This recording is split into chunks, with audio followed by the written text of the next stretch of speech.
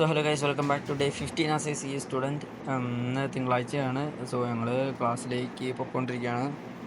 ഇത് മൂന്നാമത്തെ വീക്കാണ്. ക്ലാസ് തുടങ്ങിയിട്ട് മൂന്നാമത്തെ വീക്ക് സ്റ്റാർട്ട് ചെയ്തതാണ്. അപ്പോൾ ഞങ്ങളിപ്പോൾ നടന്ന് പൊയ്ക്കൊണ്ടിരിക്കുകയാണ്. സോ ഡേ 15ലേക്ക് എല്ലാവർക്കും സ്വാഗതം. അപ്പോൾ day 15 as a C student ഇന്നത്തെ ദിവസത്തിൽ കൂടുതലൊന്നും ഉണ്ടായിരുന്നില്ല. രാവിലെ ആ ഒരു ഇൻട്രോ മറ്റേ കോളേജിൽ പോകുന്ന ആക്കി. പിന്നെ ഇന്ന് പുതിയൊരു പോളിസി അങ്ങ് ക്ലാസ്സുകാരിട്ടു.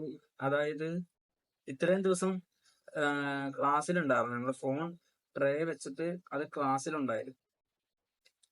ഇന്ന് പറഞ്ഞു അതെടുത്ത് നേരെ സ്റ്റാഫ് റൂമിൽ കൊണ്ടുപോയി വെച്ചോളുക.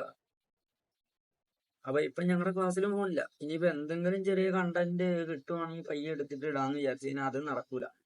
ഫോൺ രാവിലെ അവിടെ കൊണ്ട് വെച്ച് കഴിഞ്ഞാൽ ട്രേ എടുത്ത് സ്റ്റാഫ് റൂമിൽ കൊണ്ടുപോയിക്കും. വൈകിട്ട് പോയിട്ട് ക്യൂ നിന്ന് മേടിച്ച് വീട്ടിലേക്ക് കൊണ്ടുപോകാം. ആ ഒരു അവസ്ഥയിലേക്ക് എത്തി. പിന്നെ പറയാനുള്ളത്, പുതിയൊരു സബ്ജക്റ്റ് പഠിപ്പിച്ചോടെ, എക്കണോമിക്സ്.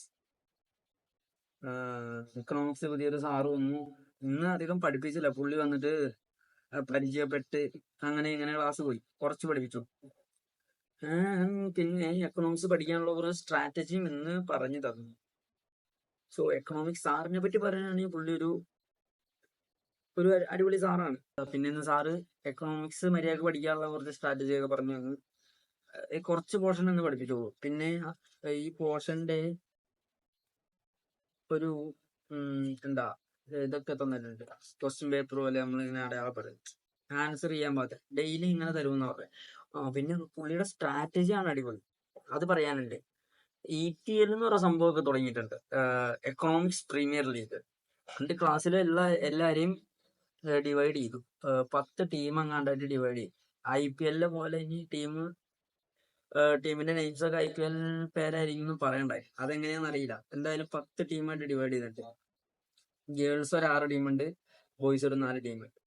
ആൻഡ് ഇവരെ വെച്ചിട്ട് ഇനി ടൂർണമെന്റ് കളിക്കും. അതായത് ക്വിസ് നടത്തി ഒരു ടൂർണമെന്റ്. അങ്ങനെയാണ് ഇപ്പൊ പറഞ്ഞേക്കാം. അങ്ങനെ ഒരു മനസ്സിലായില്ലേ? നമ്മള് പഠിക്കുക, സാറ് പഠിപ്പിക്കണ കുറെ ചോദ്യങ്ങൾ ഉണ്ടാവുമല്ലോ. പിന്നെ എക്കണോമിക്സ് MCQ ആണ്, അങ്ങനത്തെ ചോദ്യങ്ങളാണ് വരുള്ളൂ. അങ്ങനെ ഇത് പഠിച്ച് നമ്മള് ക്വിസ് എടുത്ത് ജയിക്കണ ടീം കളിച്ച് പക്ക ടൂർണമെന്റ്. എന്നിട്ട് ജയിക്കുന്ന ടീമിനെ കഴിഞ്ഞ് പ്രൈസ് ഒക്കെ ഉണ്ടെന്നൊക്കെയാണ് പറയണേ. എന്തായാലും നല്ല സ്ട്രാറ്റജിയാണ്. നമ്മളെ ആ ഒരു കോമ്പറ്റീഷൻ മൈൻഡില് പഠിക്കാൻ പറ്റുന്ന ഒരു കിടിലൻ പരിപാടി. അപ്പൊ നമ്മള് ഇന്ന് കുറച്ചൊക്കെ പഠിക്കാൻ വന്നിട്ടുണ്ട്. അപ്പൊ അത് പഠിക്കണം. മെയിൻ കാര്യം എന്ന് പറഞ്ഞാൽ ടീമിലത്തെ എല്ലാവരുടെയും റെസ്പോൺസിബിലിറ്റി ആ ടീമിലത്തെ മെയിൻ കാര്യം എന്ന് പറഞ്ഞാൽ നമ്മുടെ ടീമിന്റെ റെസ്പോൺസിബിലിറ്റി ആ ടീമിലെ എല്ലാവരുടെയും കയ്യിലാണ്. അപ്പൊ അതിനനുസരിച്ച് പഠിച്ചോളൂ. പുള്ളിയുടെ സ്ട്രാറ്റജി എന്തായാലും പക്കയാണ്. അപ്പം ഇന്നത്തെ ദിവസം ഇരുന്ന് ഇന്ന് പഠിപ്പിച്ച് പഠിക്കുക, അതന്നെ പരിപാടി. So day 15 as a C student എത്തുള്ളൂ. പിന്നെ ഇപ്പോ വളരെ ചെറിയ ലെങ്ത് ആണെങ്കിലും കൺസിസ്റ്റൻസി ബ്രേക്ക് ആവാതെയാണ് ഞാൻ വീഡിയോ ഇടാൻ നോക്കുന്നത്. ഒരു ഡേ പോലും സ്കിപ്പ് ചെയ്യാതെ ആ ഒരു പേസിൽ അങ്ങ് പോകാനായിട്ടാണ് ചെറിയ ലെങ്ത് ആണെങ്കിലും വീഡിയോ ഇടുന്നത്. അപ്പോൾ ഇന്നത്തെ പരിപാടികളൊക്കെ കഴിഞ്ഞു. സോ വീഡിയോ വൈൻഡപ്പ് ചെയ്യാണ്. വീഡിയോ ഇഷ്ടപ്പെട്ട ലൈക്ക് ചെയ്യുക, ഷെയർ ചെയ്യുക, സബ്സ്ക്രൈബ് ചെയ്യുക. സോ ഇനി നാളെ ഡേ 16 വരുന്നവരേക്കും ടാറ്റ ബൈ ബൈ.